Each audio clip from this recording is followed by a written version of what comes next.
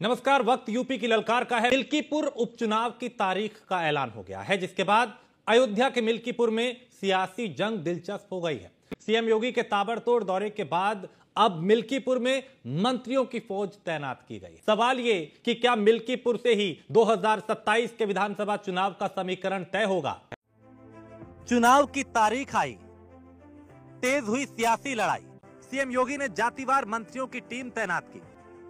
मंत्री सूर्य प्रताप शाही अयोध्या जिले के प्रभारी मंत्री, स्वतंत्र देव सिंह को कुर्मी वोट बैंक को साधने की जिम्मेदारी दी और मंत्री जेपीएस राठौर को ठाकुर वोट बैंक के लिए लगाया गया। यादव वोट बैंक के लिए खेल मंत्री, राज्य मंत्री स्वतंत्र प्रभार गिरीश यादव को लगाया गया, जबकि ब्राह्मण वोट बैंक के लिए राज्य मंत्री सतीश शर्मा को तैनात किया गया। चिकित्सा राज्य मंत्री मयंकेश्वर शरण सिंह पहले से ही लगाए गए हैं।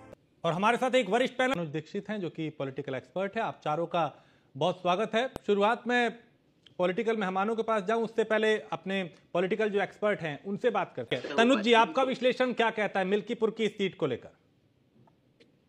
जिस तरीके से अभी हमने उपचुनाव हुए उसमें हमने 9 सीटों के अंदर एक जादुई रूप से एक जादुई आंकड़ा देखने को मिला।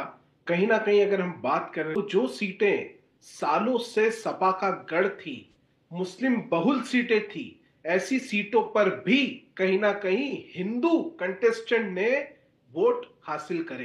देखिए, ये बहुत बड़ा एक चेंज हमने देखा, जहां अभी जो हाल ही में पिछले वर्ष जब लोकसभा के चुनाव हुए थे जी, वहां पर हमने जो प्रदर्शन देखा था बीजेपी का उत्तर प्रदेश में, वो कमजोर दिखाई दिया था। लेकिन वही प्रदर्शन जब 9 सीटों पर उपचुनाव होता है तो यकायक एक हमने बहुत बड़ा परिवर्तन देखने को मिला। और निश्चित रूप से अब देखिए, क्योंकि में से 7 सीटों के परिणाम हमारे सामने हैं। ऐसे में अब जो एक सीट जो कि कोर्ट ऑर्डर की वजह से अवधेश प्रसाद जी पहले यहां से विधायक रहे, अब सांसद हो गए हैं अयोध्या के, निश्चित रूप से उनका एक अच्छा वर्चस्व क्षेत्र में है, पकड़ रखते हैं। और उनके बेटे, जैसे कि एक कवायद लगाई जा रही है कि कहीं ना कहीं उनके बेटे को ही टिकट मिलने वाला है। तो ऐसे देखिए, कंपटीशन बिल्कुल भी आसान नहीं होगा, मुश्किलें हैं, लेकिन ईंट और कांटों की टक्कर देखने को मिलेगी इस चुनाव में। ठीक तनुज भाई, क्योंकि 24 का एक अयोध्या से जो मैसेज गया उसको पूरे विपक्ष ने भुनाने की कोशिश की, है ना। अब क्या मिल्कीपुर उस नैरेटिव को चेंज कर सकता है? बीजेपी की कोशिश हो कि अगर ठीक है वहां पे ये रहा, लेकिन अब मिल्कीपुर कम से कम जीता जाए। मिल्कीपुर एक नाक का सवाल समाजवादी पार्टी के लिए भी है और भारतीय जनता पार्टी के लिए भी है।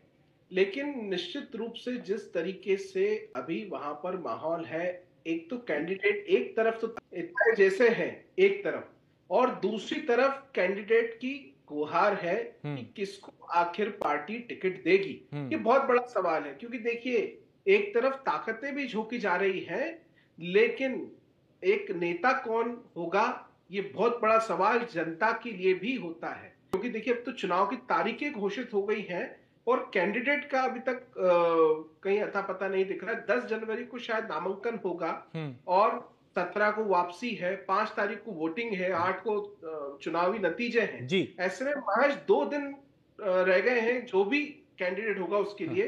ठीक है, लेकिन कुल मिला के बड़ा दिलचस्प ये मुकाबला भी रहने वाला है। आप सभी का बहुत शुक्रिया इस चर्चा में शामिल होने के लिए। तो सवाल यही है, क्योंकि अब तारीख का ऐलान हो चुका है और जनता तय करेगी जनता किसके साथ जाएगी, किसके खिलाफ जाएगी। आगे बढ़ते हैं। न्यूज़ 1 इंडिया ने